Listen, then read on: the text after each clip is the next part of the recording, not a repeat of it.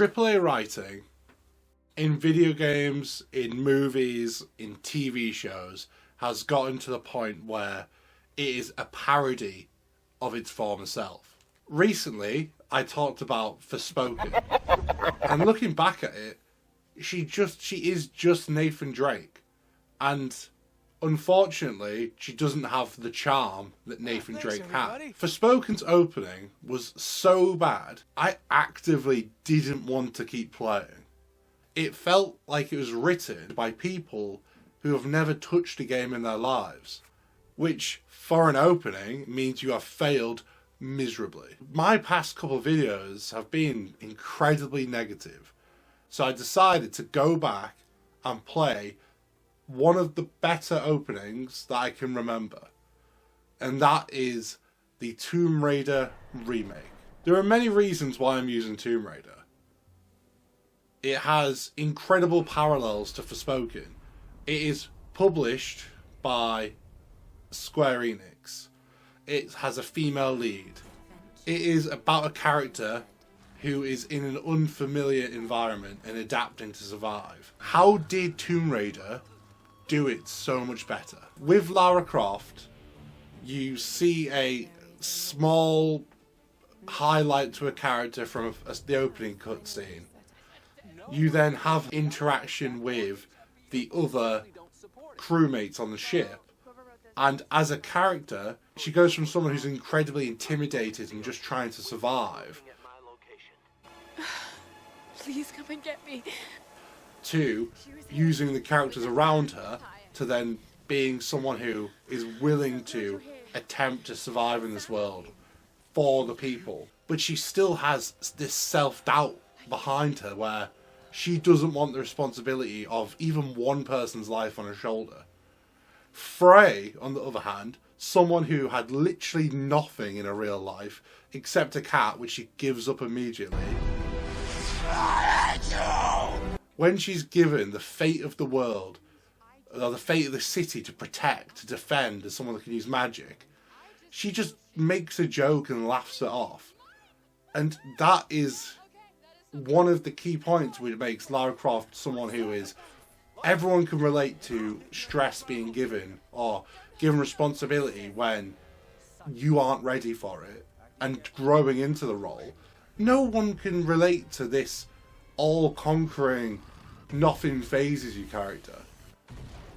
So, within the hour, Lara Croft is made to be likeable, and she changes and she grows, whereas Frey just stays the same for the first 2 hours of the game. And let's talk about the rest of the characters introduced. In Forspoken, you have Cuff, who is a smarmy, British, jokey, Clank wannabe, who is incredibly unlikable.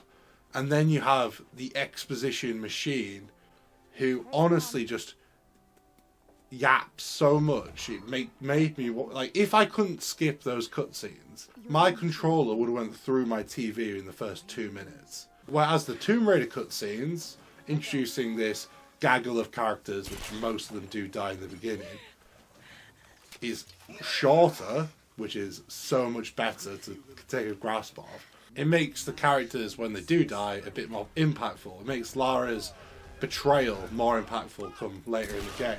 When you see the mentor character crippled and giving Lara the words of advice, it makes you want to save this character. And the third element that's introduced in the opening of the game, and for some people is the most important element, are the gameplay mechanics. Tomb Raider first introduces the QTEs, which it's a game made in 2013. You then get to puzzles, platforming, stealth, and then combat. On top of all those 5 core ones, you dabble in hunting and crafting as well.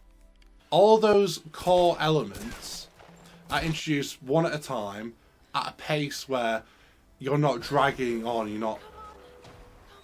you're not sticking with one element for too long. Now we're going to talk about a section of gameplay that is in both, which is a forced stealth section. Forspoken's forced stealth is genuinely atrocious.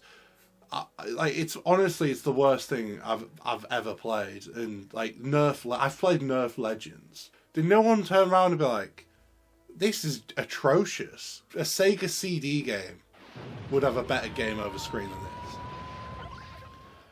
And now, this is me failing the forced stealth on Tomb Raider.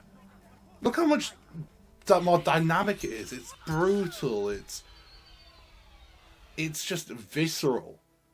And they gave a damn. They gave an animation to it. I'm not going to say that Tomb Raider was this flawless game, though. For some reason, the Definitive Edition, they've added voice command to the game. You don't have to use it. But honestly, playing through it again and seeing, say, map to open map, I felt like I was in a Dora the Explorer episode, or I was Iron Man. Jarvis, open map, and it didn't work, so I know I'm playing it on PS5. I felt like a crapper Iron Man than Riri Williams, and that's not even possible. Tomb Raider had writers who've worked on Bioshock, Mirror's Edge, Gears of War. Gears of War and Bioshock especially are renowned for being incredibly well written. Tell me about it. And it comes over. There is a bit of a caveat though, that Lara Croft is obviously a well-established video game icon. But if you were on the internet the same time I was, when the E3 trailer of this game was released, some people were really upset that they changed some of her character features. So they had to build up Lara Croft again, because it was a complete change of the original Lara Croft. These big studios know how to make games that work and are fun and well written. For some reason, there's just a train of corporate sleazebags and money grubbers. But I digress. I've been Callum from Off the Chest. If you've enjoyed, please like and subscribe. And I will see you next time.